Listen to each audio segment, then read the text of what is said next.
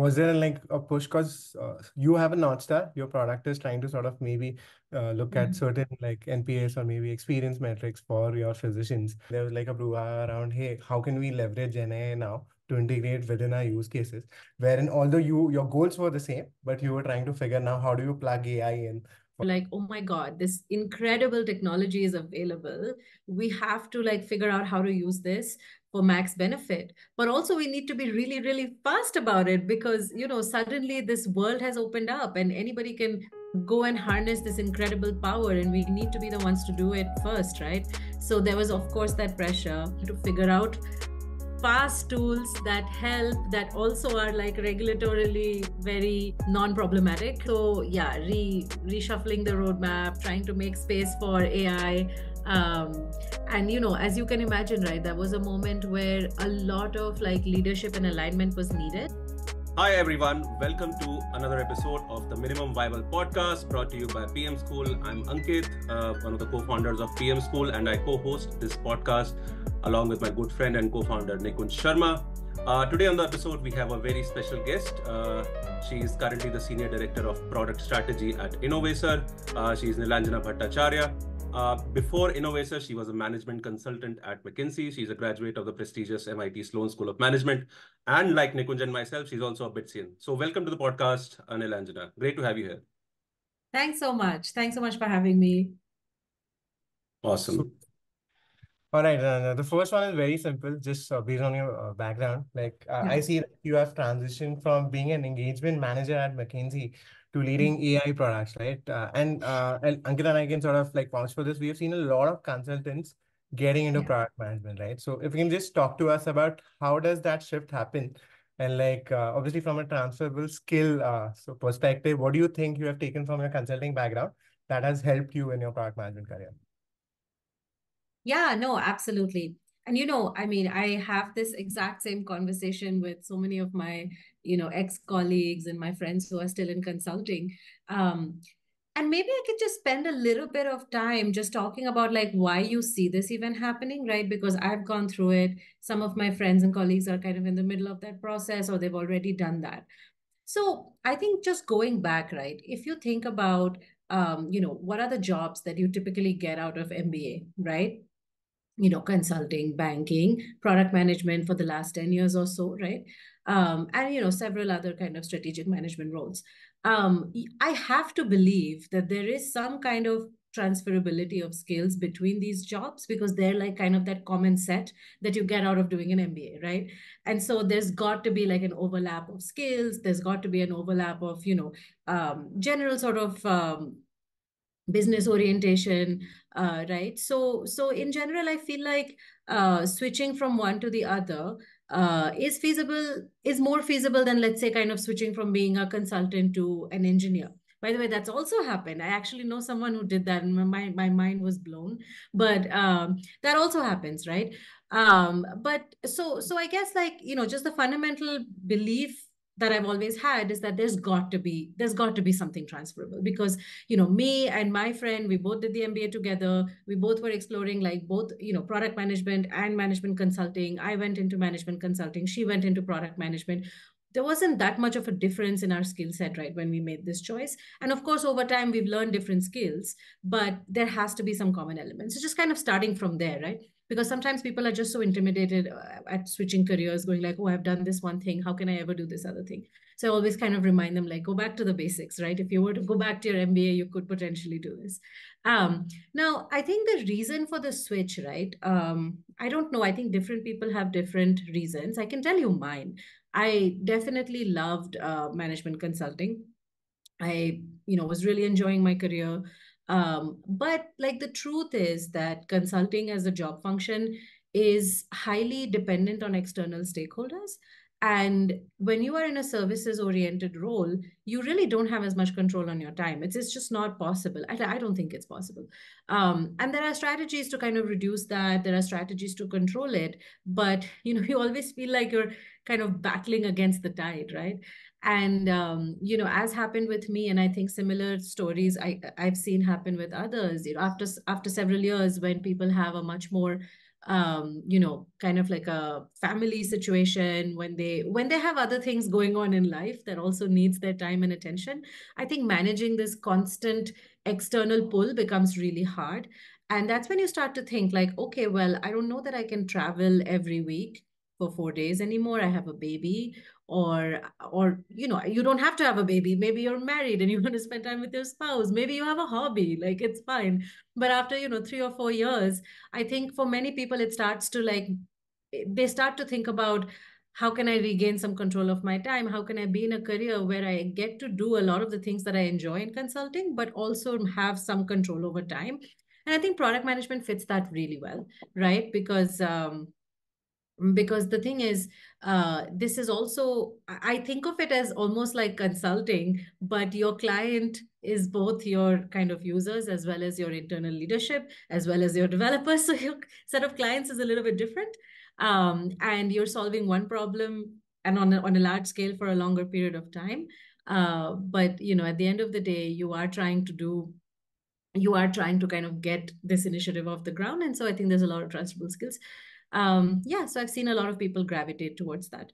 Now, however, I think that over the last kind of 10 or so years, right, there has been so much depth in understanding what a product manager does. And there have been so many sort of frameworks and ideas.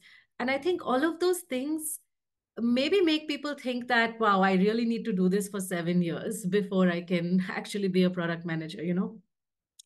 And I don't think that's necessary, right? I think at the core of product management is problem solving. And I don't think it's necessary for you to have spent 5 or 7 years doing it. I think of course, there's a learning curve, right? But I do think that, armed with kind of the right tools, I think it's totally possible to be a good product manager and come from different backgrounds. And especially, and I'll talk more about this when it comes, right? Especially the more like business orientation you've had before, I think it actually helps you be really successful, because you understand the why, you understand exactly how to get like users and buyers for the product. I think that's like immensely helpful actually. So anyway, that was like my little spiel. Awesome. I just have a quick follow-up on that. Like, is it also inherently that in product you get to see the impact as well, directly see the impact as well, whereas maybe compared to consulting, you're not able to directly see the impact. I'm just thinking out loud, right?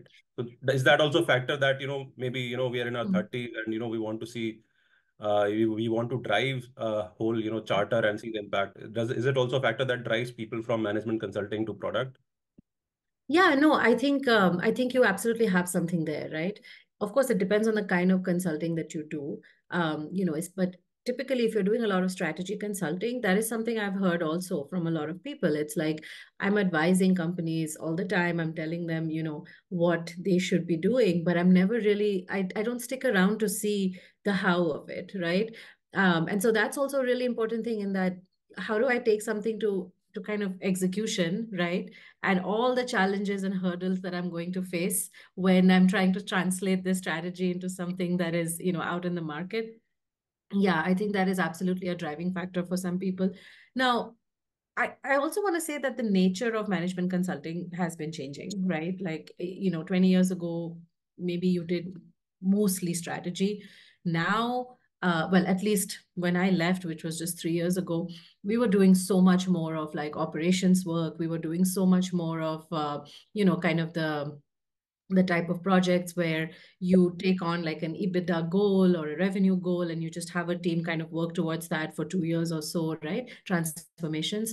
So a lot of those types of projects were becoming much more mainstream, much more popular, because I think even like what companies want out of consultants has been changing, right? Like most companies are not anymore, they Just don't necessarily need just the strategy.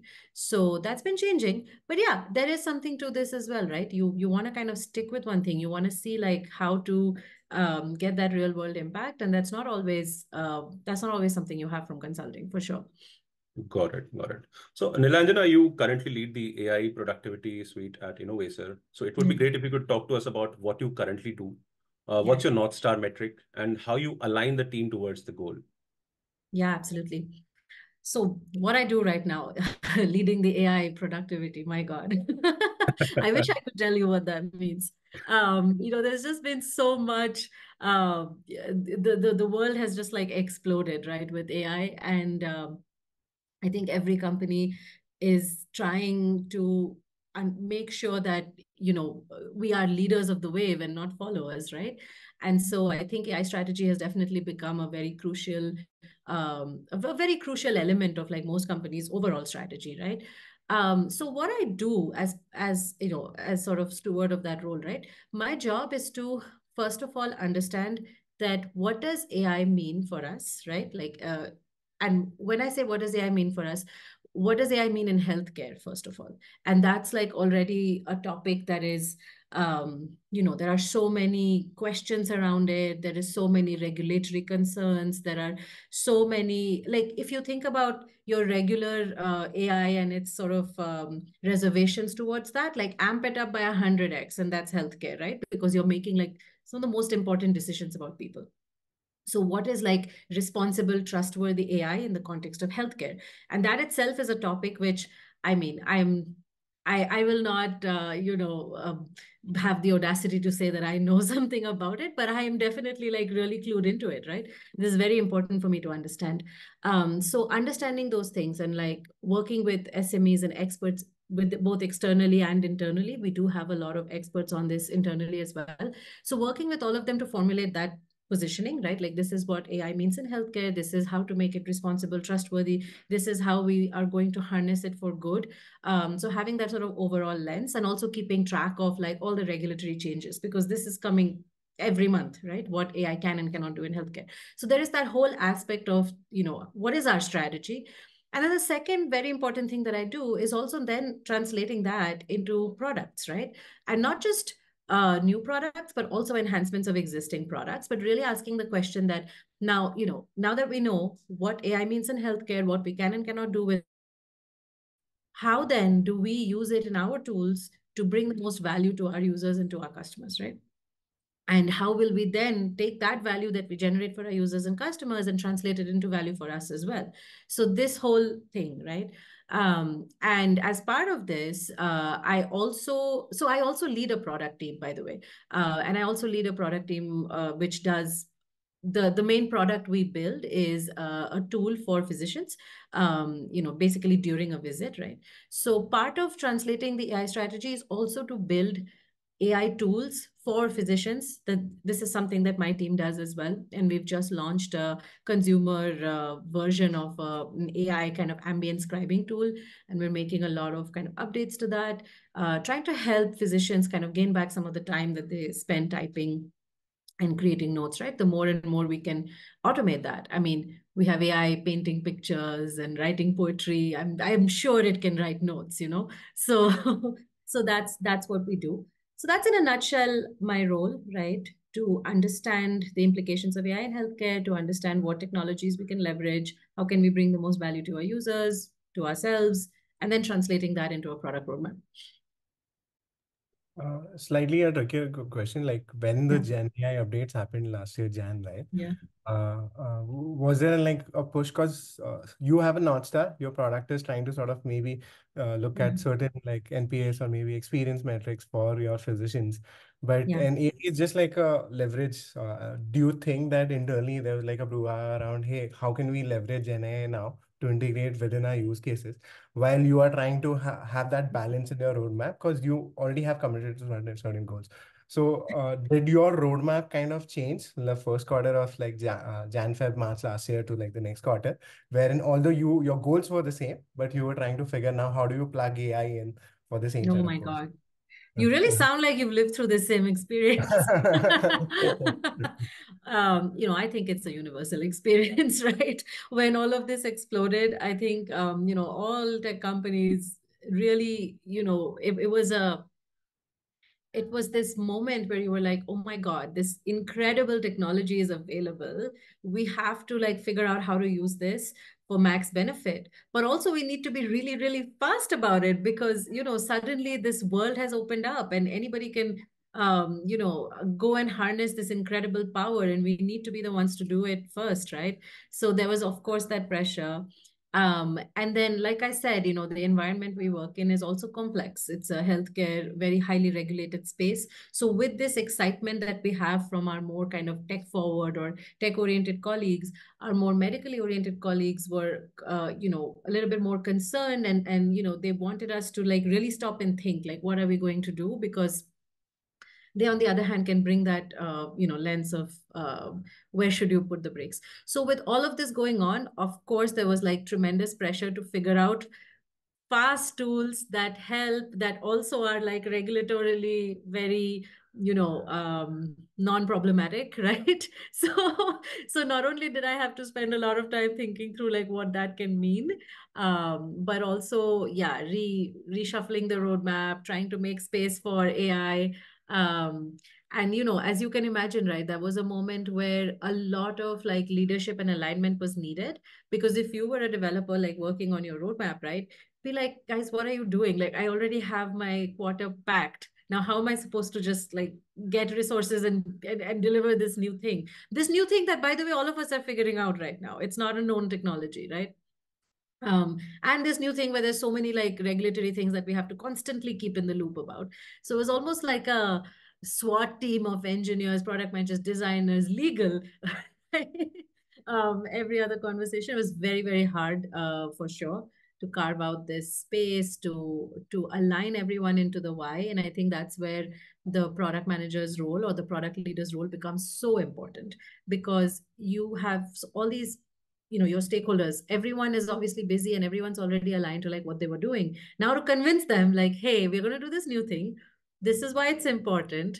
Yes, it's like about 70 hours more work for you, but this is why you want to do it, because it's so exciting, and because this is going to unlock these other things. And so can we get together and find a solution to it, and become leaders in something. So yeah, for sure, it's a period of figuring out. Cool. So this is the perfect segue for our next question. I remember when I connected with you, like I'd asked, what do you think is like a topic that you would be super sort of keen on talking about? And I Yeah. remember those keywords, effective communication, right? Oh, yes. Uh, My I, favorite topic. I felt like as if you have seen that problem firsthand, maybe in the recent sort of past. So just trying to understand how do you sort of think of communication, A, between your team, like you one-to-many to your like reports, and then in the context of like leadership, right? And you must have seen this at Innovacer and like McKinsey, right? Can you share certain anecdotes of like, or maybe a framework of how do you approach communication? Maybe give examples in both, right? One is essentially within the bubble of your team, and the Yeah, second is you to like higher up, like managing higher up. absolutely. Yeah, this is a topic in which I can definitely talk for hours, which will beg you to question, like, do I know effective communication if I need 2 hours? But and look, I mean, obviously, like I'm not speaking from any kind of expertise here, but just my experiences and a set of things that have worked, that haven't worked, right? So I just want to kind of lay that framework, and what works for me may not work for other people. But essentially, what I understand to be the role of a product manager, right, is somebody who can tell the story of their product so that users want to use it, so that buyers want to buy it, so that developers want to make it, right? And of course, so that leadership wants to fund it. So that's like your job, so you are going to be the constant evangelist of your product. And if you are not able to communicate that story, to all of these different people so that they do the thing you want them to do, then you're not being very effective, right? And I think that this mental orientation sometimes I find kind of lacking, in more junior colleagues. And this is kind of where I want to start with, because I just think that all the processes and all the toolkits in the world are not going to be useful if you are not oriented towards this like North Star of what you as a product manager, what's your job, right? This is your job, according to me, right? And so the way I always think about it, and this is something that has been sort of really drilled into me in my consulting days, really drilled into me during the MBA as well, right? You have to always stop and think, like, whenever you're communicating with somebody, what is it that I want this person to think, feel, or do? And as the moment you clarify that, it just becomes so much easier to have that conversation. Because I have so many conversations with people. They say, hey, they set up a 30-minute meeting with the agenda like discuss next steps, right? Or align on a plan. And I'm like, you know what, that's great, but what do you need from me, right? And I go there and they talk about like, oh, in this quarter we are going to do these 5 things. And I'm like, that's wonderful information, but what do you want me to do with this? Like, do you want my blessing that, yes, this is a plan, go forward, right? Do you want my critique that, hey, these are some of the gaps I see in your plan? Do you want me to go do something now? Say like, hey, this is what I want to do, but I don't have resources. Can you please go and fight for it, right? What is it that you want me to do? Because if it is, or it could be that you just want me to understand this and internalize it so that whenever I get questions from someone, I can answer, but please be clear.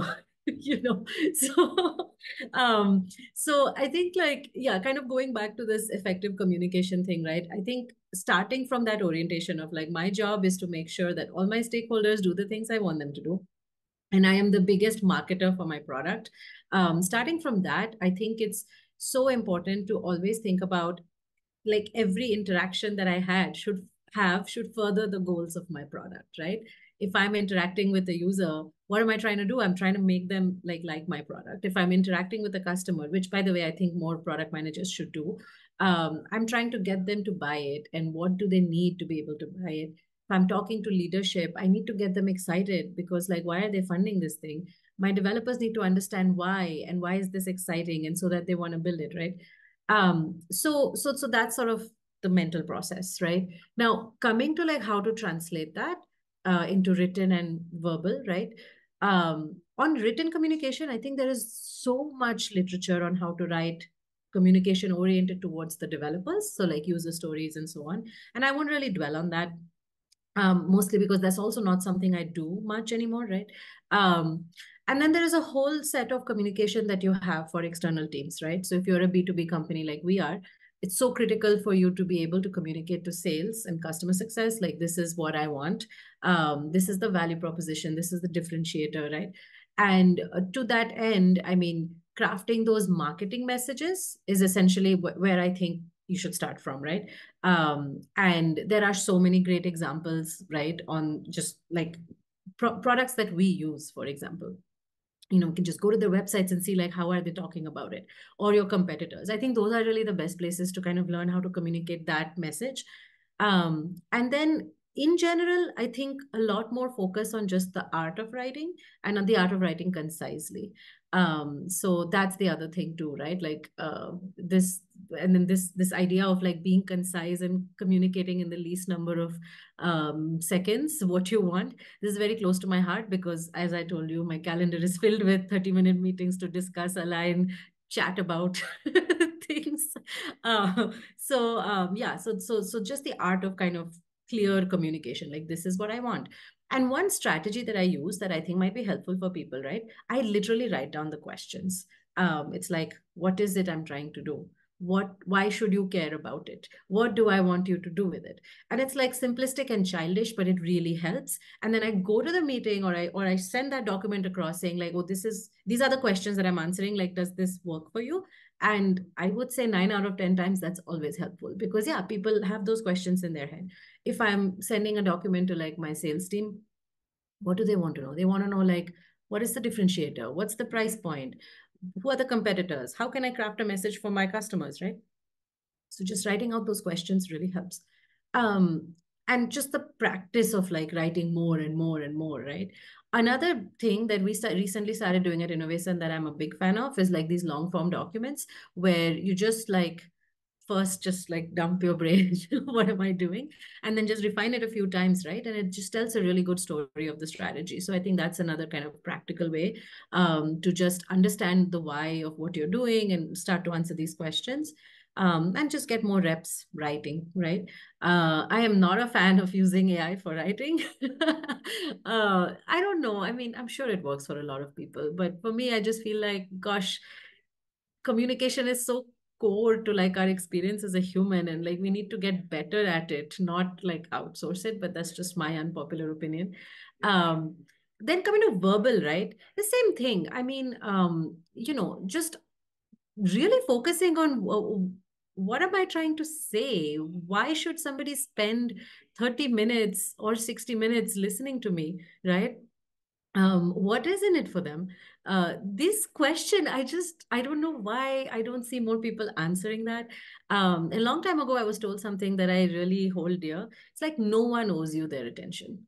No one owes it to you. Okay. You can be in a meeting, but the job of holding people's attention and getting them to care about what you're saying, that's on you. And if it's a virtual meeting, they'll switch off their camera and go do household chores. Okay. And you can't be like, how dare you? It's your problem. You fail to hold their attention. And so again, like just focusing on why should someone care to listen to me? What value am I bringing with this 30-minute thing? And what do I want from them? Do that, and like people are actually engaged in listening. If it is just like without an agenda, a bunch of people coming and just like talking through stuff, there's no real resolution, there's no real next steps, there's no, and not everything has to have a resolution and next steps, but just some structure to like the why of it. And so there again, a tool that I find very helpful, right? For a meeting, like I always ask, can you tell me, is this a meeting to make a decision? Is this a meeting to brainstorm? Is this a meeting where we want to kind of inform each other so that for like future discussions with others, we are well equipped? Like, what is this meeting for, right? And so then we know, was it successful or not? So many meetings to get a decision, we come out with no decision. That's a failed meeting. So many meetings that are supposed to be brainstorming, people start to talk about managing the backlog, and I'm like, this is not. Or the reverse, this is a scrum meeting. Why are we talking about solutions? So just being so intentional about like not wanting to waste people's time and giving them something to care about. That's sort of the high level like communication and some of the minor strategies that I use. But let me pause because the art of being concise doesn't come to me on this topic. Super, super elaborative, Nilanjana. So, I'd been like listening to a lot of podcasts where a lot Yeah, of the people spoken about the same problem at hand. And yeah. this book that people mention, I'm not sure if you've read it. No one wants to read your shit, and I have not read it, but I think I'm going to put it on my list. You should for sure. And I was Yeah, just wondering, like, if you have like a blog or you should rather be writing on this topic, right? And there are like three, 4 points at least I was yeah, able to sort of like gather. One is essentially having a sense of like agenda or like a goal or be very yeah. specific about what this meeting is about. And I sometimes, whenever I have a meeting, I'll just write in the description, hey, this is what I'm expecting the output of this meeting. Correct. The second thing is, as you rightly said, right, you try to clarify and make sure that you're scoping the problem, which is something that comes naturally to product managers. So, yeah, thank you for that. Absolutely. Absolutely. I mean, I probably, you know what, that's a good idea. Maybe I'll start to write on this topic. But there are so many amazing people that have already written on it. I don't know what new things I have to say. But if I haven't read the book you mentioned, but one of the best books I've read is On Writing by Stephen King. And of course, he's talking about different kind of writing, right? Fiction writing. But I think the principles are core, and it's such a beautifully well written book, and it talks about the process of writing and how to get better at it. And it's a book I just love, and I really wish more people would read it. Okay. And that's the other thing too. Sometimes this kind of knowledge comes from like not books geared towards your goal, but from completely different place, but super applicable lessons. Okay. Can you mention that book again for our Yeah, listeners? sure. Like, It's called On Writing by Stephen King. And of course, when he's not writing about horrors and murderers, serial killers. And it's just such a great book because I think the most important thing that he says in that book is the best way to write well is to just write. Like just write and write and write and read, right? So read a lot, write a lot. And I will say no one is going to become a better writer by reading only books on product management, yeah. And maybe this is me defending my taste because I read 70% fiction. But truly, like, how do I get better at writing if I'm not reading the masters of writing, and like how to really get a thought across, like great prose, like you know what I'm saying? Um, so yeah, I definitely That read. lateral thinking, right? You say, right, you draw ideas from other domains if you're Yeah. not able to get that.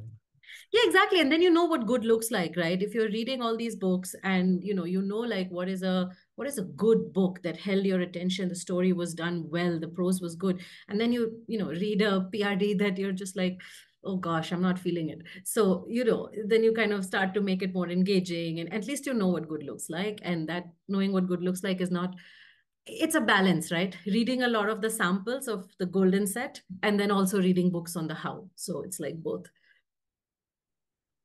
Coming back to product management, Oh, right? yes.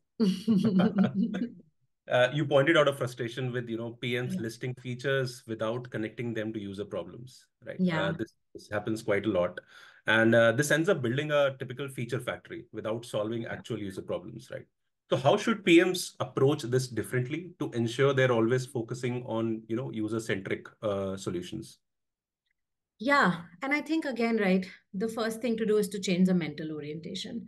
Where does it become a feature factory? Where you think your OKR is just to make features, right? Like, oh, I have a product, I'm a product manager, I must make features. What else do I do with my time, And first of all, changing that mental orientation that, like, my job as a product manager is to ensure the success, adoption, growth of my product. It is not to, like, that's the problem I'm trying to solve. And also, my job as a product manager is to be the evangelist and advocate for my product and make sure that others are kind of doing it. This is like step one, right?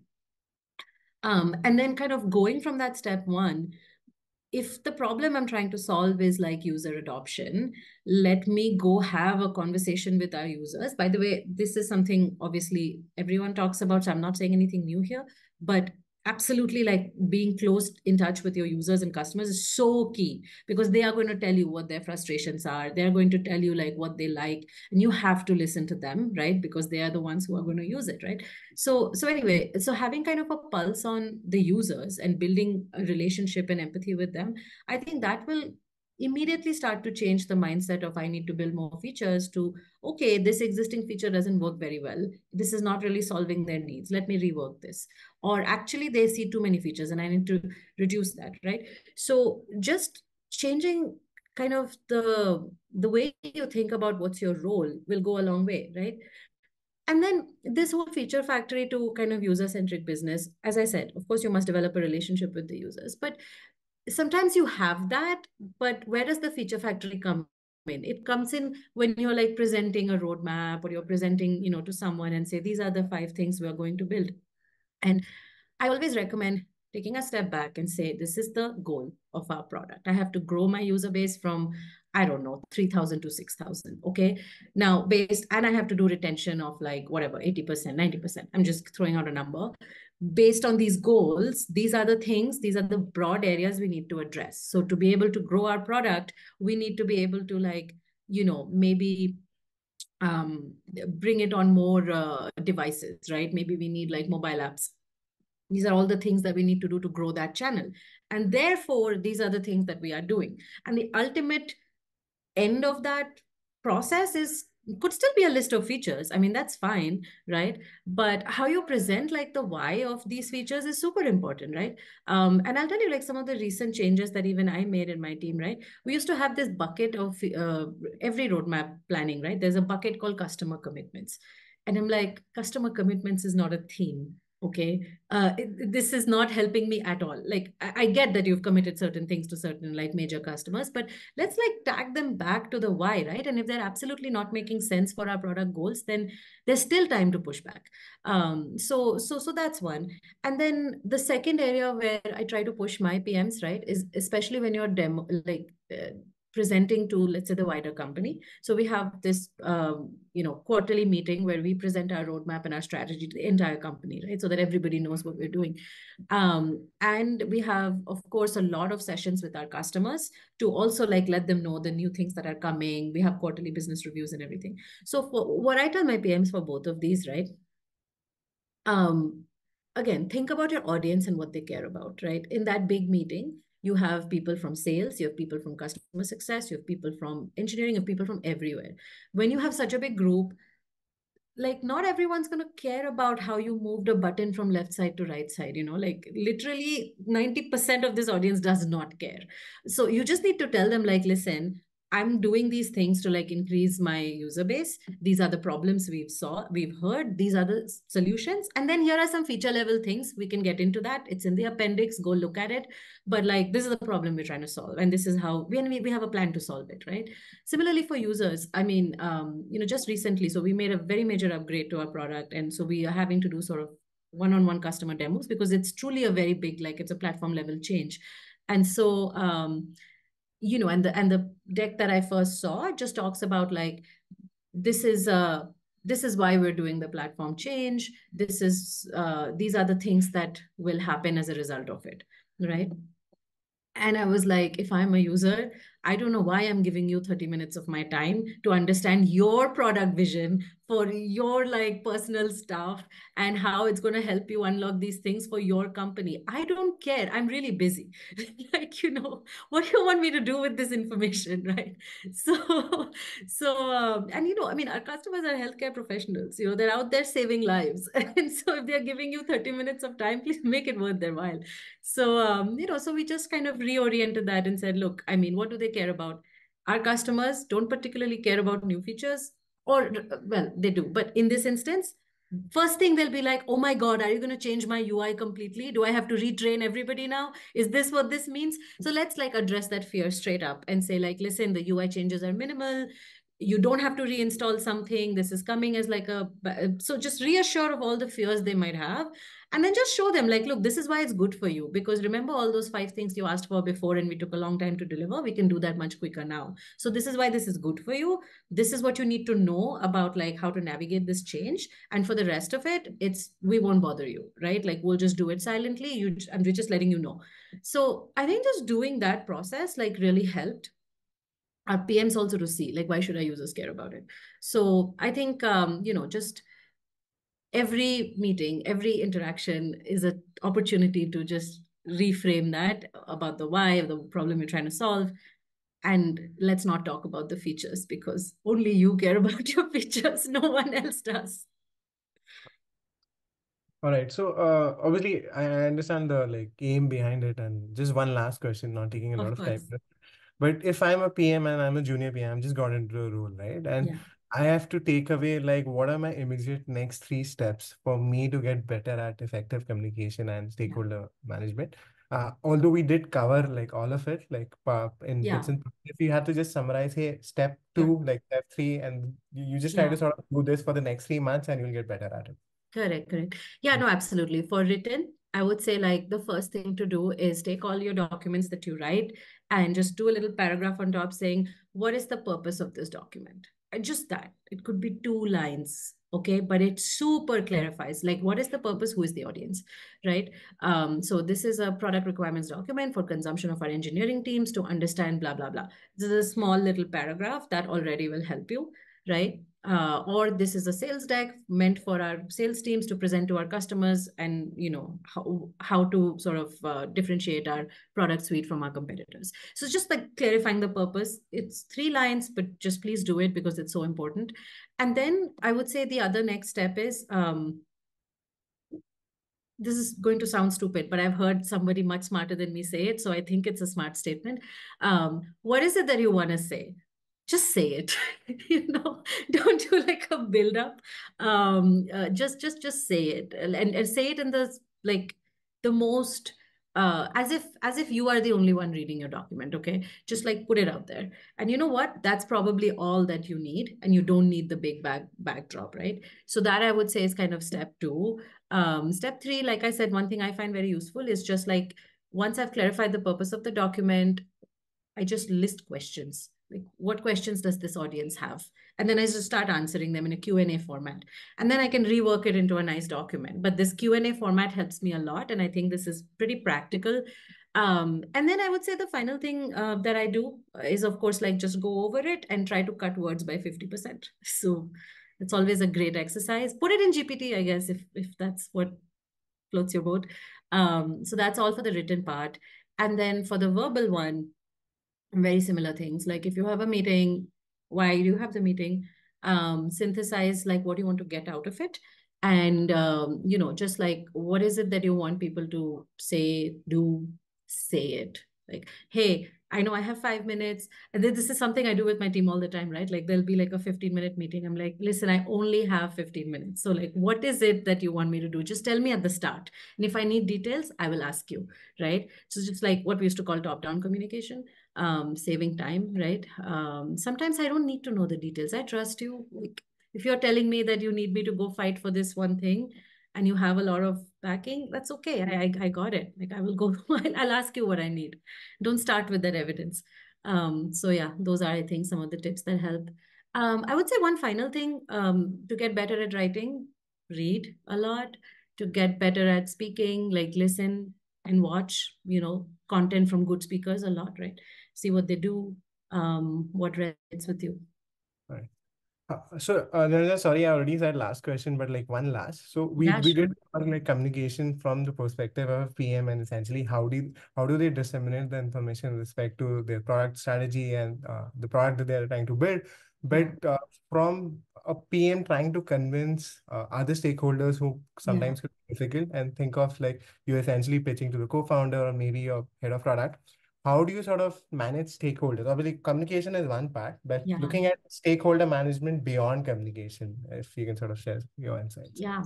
No, absolutely. And I think the first thing that a lot of people want to know is like, how do I manage up, right? Like, how do I manage my manager? Now that I've been a manager for a few years, I can share what I want from my team. And I think most managers want that, right? Your manager really wants to not have to manage you, right? Like, this is the truth of it. I mean, I'm so caught up with so many different context switches, right? If I now have to go and ask, like, did you do this? Are you doing this? Are you doing this the right way? I mean, that's just a tremendous time sink for me, right? So I would say that the best way to like manage up is to just anticipate what it is that your manager is needing to answer to other people, supply them with those things, right? Proactively. Like, hey, I know that, you are going to have this big meeting. And I do this all the time. It's a little creepy, maybe. But, I just like, I keep a pulse on all the important meetings, like my manager needs to attend. And I tell them, hey, I know that you're going to go to this meeting. And if it comes up, can you like put in this word for me? Or, if this comes up, like, I think you should say this, right? And because ultimately I'm advocating for my product is my business, not my manager's, right? So I need him or her to just like do things for me. The more you do that, the better it is, right? So basically proactively sending updates, pulling them in when there's a problem. By the way, I want my team to tell me, like, listen, we're facing this issue, need your help to do XYZ, need your help to brainstorm perhaps, right? Or we've already brainstormed, need your help to align with others. So like, this is my job. I'll pull you in when I need help, and I will proactively supply you with updates so that you can talk to your stakeholders. That's like the best way. Talking about like others, because PM's job is just basically like 101 stakeholder management all day, right? I think just making it clear, like, who needs what from whom, right? And why should they do it? This is helpful. So like for my engineering counterparts, right? I mean, obviously there's going to be a little bit of a tussle because I'm going to ask more of them and, they don't have resources. So like, how do we get together? I think part of it is like give and take, right? So I see my role as doing this a lot. It's like we have customer success, the customer facing teams that will say, I want 20 upgrades for my customer. And then we have the engineers that are like, guys, we can't do all of this, right? So then it's like my job to kind of come in between and say, customer success, listen, I'll give you this, but I won't give you that. And then I go back to my engineering team and say, listen, I negotiated this one for you, but you have to do this one for me, right? It's just constant negotiating, like constant deal making. And I think approaching every interaction as a deal is great, because then you don't feel like, my God, my engineering team owes me this development. Why aren't they doing their work? We didn't make a good deal, or the leadership too. It's like, oh my God, I'm so sad. They're not funding my project. Well, clearly I made a poor deal. Like, I need to go and tell them, listen, if you fund my project, I'm going to get this much revenue for you. And like, I'm going to do this, right? So like, can we shake on it? So yeah, that's kind of my one takeaway advice. Like, just think of all of this as deals and negotiations, and how are you going to negotiate well, right? And like, don't be upset if someone's not doing something for you. They don't owe it to you. So yeah. Awesome. So this brings us to the end of the podcast. Thank you so much, Nilanjana. Plenty of takeaways for aspiring PMs and early product managers, as well as product leaders as well. Super dense on insights. and really loved the answer. Really loved all the answers. So thank you so much again for taking the time out to do this. Yeah, no, sure. It's a pleasure to like chat with me one-on-one and so on. Like, please reach out to me on LinkedIn. Like, most happy to do so. I don't have all the answers. I'm by no means an expert in product, but I can share my learning journey, right? So we can all help. Yeah, I think you should build a distribution around your learning. You should write more often on LinkedIn or Twitter. Maybe I'll ask GPT. But yeah, no, for sure. To end. Yeah. For sure.